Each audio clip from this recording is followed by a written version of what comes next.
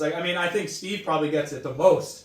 Because we're always like, ba-dum chibum doo-doo. And it's like, ba-doom da doo dum da. And we're like, no, da-dum doo-doo da doo. And it's like, which is, you know, but that's just, I mean, it works. Let the bullets fly, lock and load.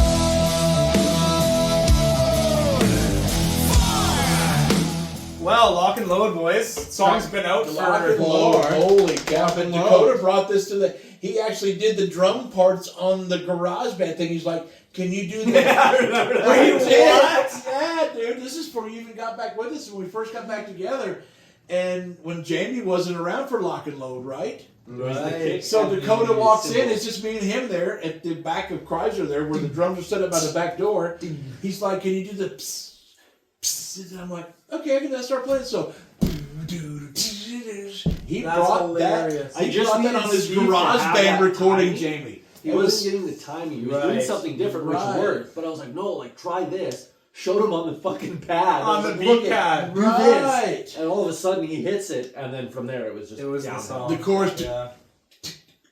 it was just one side because he wanted that smash, and he brought it on his fucking phone. This song definitely, I would say, is closer to your guys' hearts than it is my own. For sure. Just because it was, Of course, in the time when I wasn't in the band. Yeah.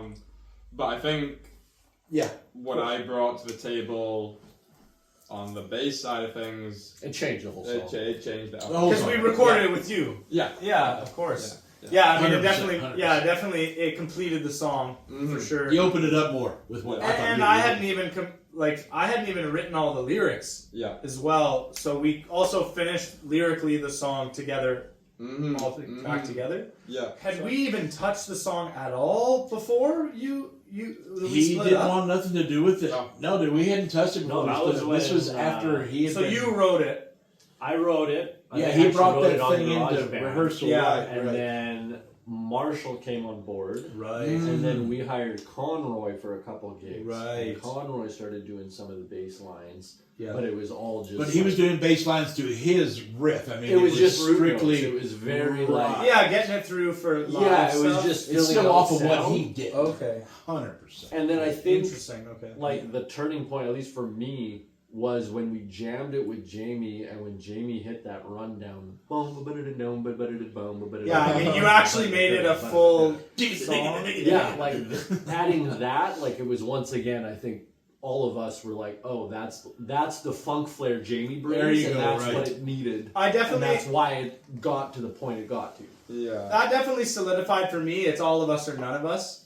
Because Yeah. it's at that point with our band where it's like we're such a tight creative unit that Yeah. if we're not all doing it together, it's like everything just goes out the window. Yeah. Like we need each other's. It's not dying breed if that happens. Yeah, like we really need each other's creative input to make the perfect song.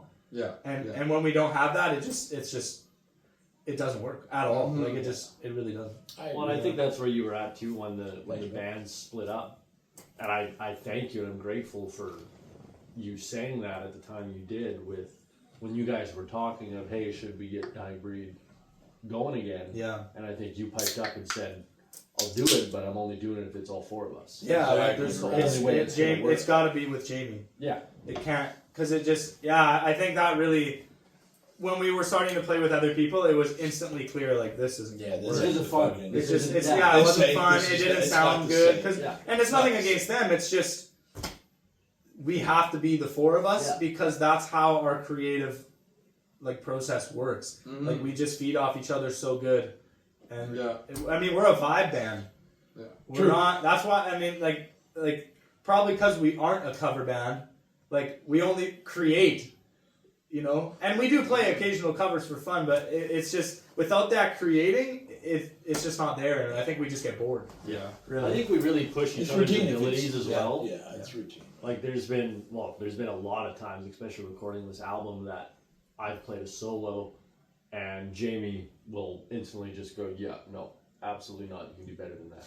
Yeah. Or same thing with Steve. Steve will do a drum roll and some of us will Oh be yeah, like, no, "Steve, no, yeah. that's not it, try something else." Yeah. And it works every fucking time. Yeah, we might have to do it 10 times in a fucking row to get there, but every time I think we were all pretty honest with each other in this process on this album. I don't think if something we heard like we with the vocal that said something about, hey Rory, but I think we've all taken it with a grain of salt and been like, hey, you know what? Yeah, we can do it Well, better. we've read Greg, what, 3 times?